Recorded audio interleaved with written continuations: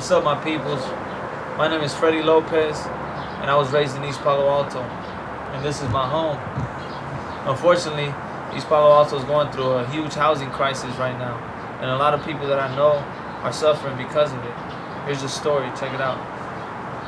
Yeah, so I think right now in East Palo Alto, in the housing crisis, we are facing a juggernaut.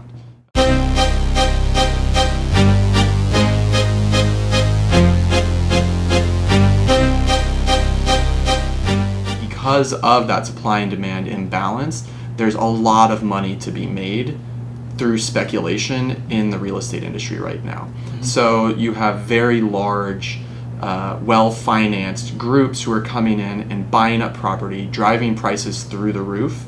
And typically these are either corporations or foreign or at least absentee investors who don't live in the community and who are really thinking of housing not as a person's home, but as a way to profit. I mean, in East Palo Alto, we're seeing the housing crisis manifest itself through gentrification at many different levels.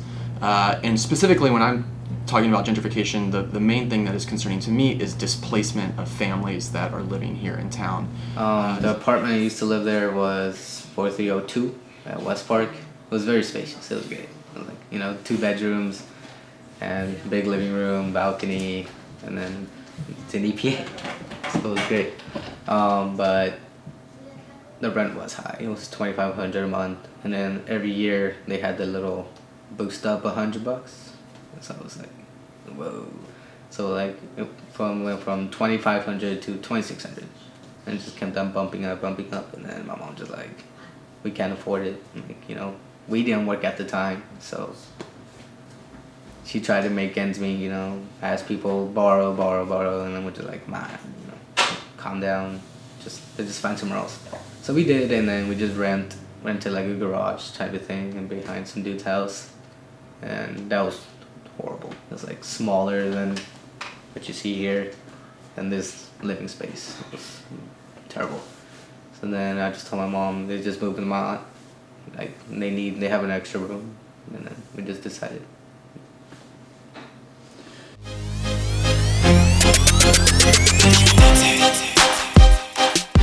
The largest landlord in East Palo Alto is a very big corporation called Equity Residential. And Equity Residential is actually the largest publicly traded landlord in the entire United States.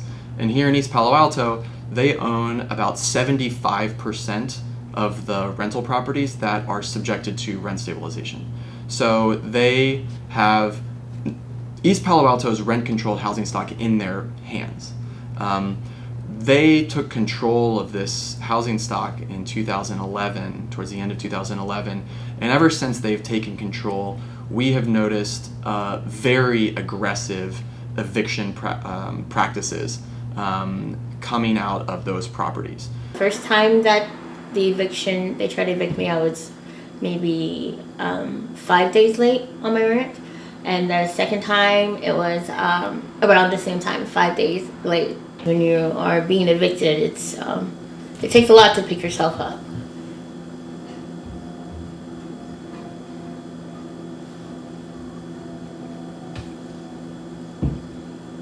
When the homelessness is real for your family, it's hard. I call them predatory landlord corporations. It's not everybody who does it, but those who do it, they find every which way to pressure people to leave their apartments so they can then raise the rent at much higher rates. And currently, I think because there is a certain economic boom going on in the Silicon Valley, there are many, many more people looking for housing who have a lot more money. And then those landlords try to maximize their profit to, astronomical figures, and they don't really, in many ways, don't really care what happens to the other people. Because there's many apartments that are going vacant often in my building, and more and more conversations with folks in the laundry room that are from Google and so forth that are now renting these spaces, as well as Stanford students. So.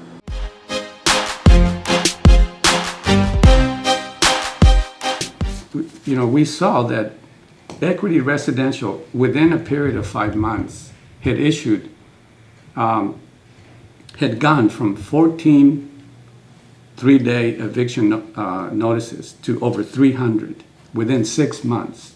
So that meant that, over 300 people now were faced with the possibility of being evicted or just not being able to stay there. Now, many of these were legal in the sense that people were late, but those are the kinds of underhanded tactics that what I call landlords who are really predatory because they're just going after the most vulnerable people financially. So those people who have the less means become vulnerable at some point and they go after them because then they can raise the rent to the market level. And right now, the last few years, the market level has been increasing more and more. They're serving a massive number of those pre-eviction notices on people every single month. And they essentially, it's causing a slow and steady trickle of people to leave those units.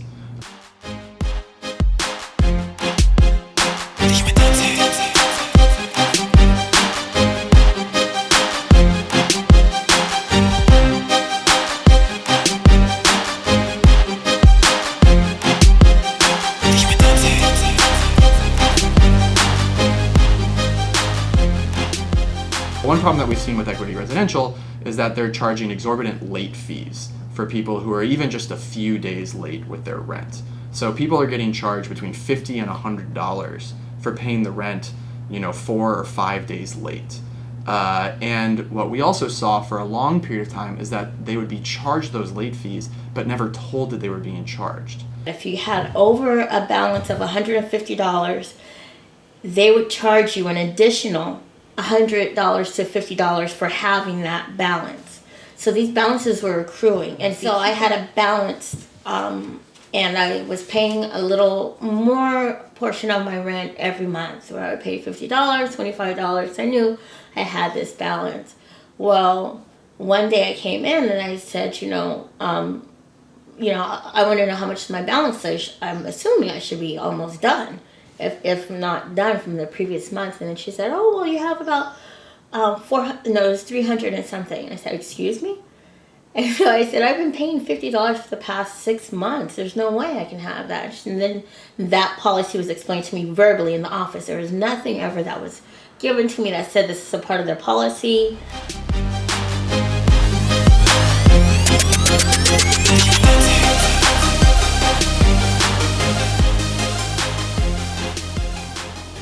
Esa modernización, o sea, al haber modernización es el dinero, es el progreso. Yo veo que el enemigo en sí es esa modernización. East Palo Alto está considerado una ciudad pobre porque sus habitantes que viven son inmigrantes, la mayoría, o el 40 o el 50%, y son de bajos recursos. A mí es injusto, es una injusticia que familias que solamente su único delito es ser inmigrantes, no tener educación y trabajar en los trabajos más pesados y ganar un salario muy poco. Es injusto que estas personas podamos ser desplazados por el hecho de ganar poco. Nuestro único delito es tener un bajo salario. Entonces eso me hace decir que es injusto entonces no queremos que esto suceda. Queremos que la gente que gana poco, igual que la gente que gane mucho, tenga un lugar donde vivir. The people in our community who are the most vulnerable for these forces are those that are working class, who do the restaurant work, the landscaping work, the administrative services, who are meaningfully employed, but they simply don't have enough money to keep up with what a market rate rent would do. And so, and yet, they're part of our community. Seniors on fixed income, people on disabilities who rely on, their disability, Social Security, and they they're the most vulnerable, and they're the ones that usually these corporations that are maximizing their profits, that they will go after them.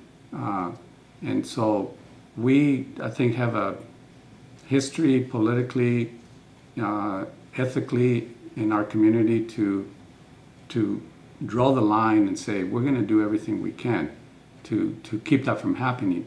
But it gets tougher and tougher.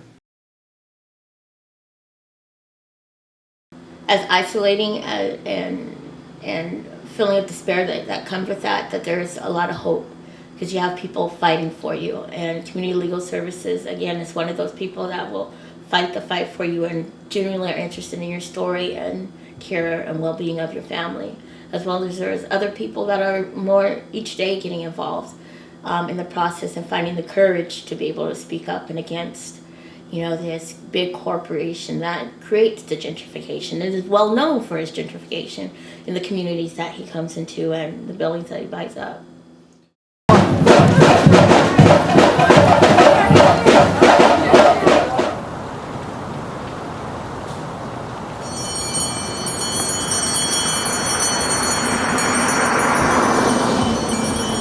The story's not over. EPA Now will continue to tell these stories. See you soon, my peoples.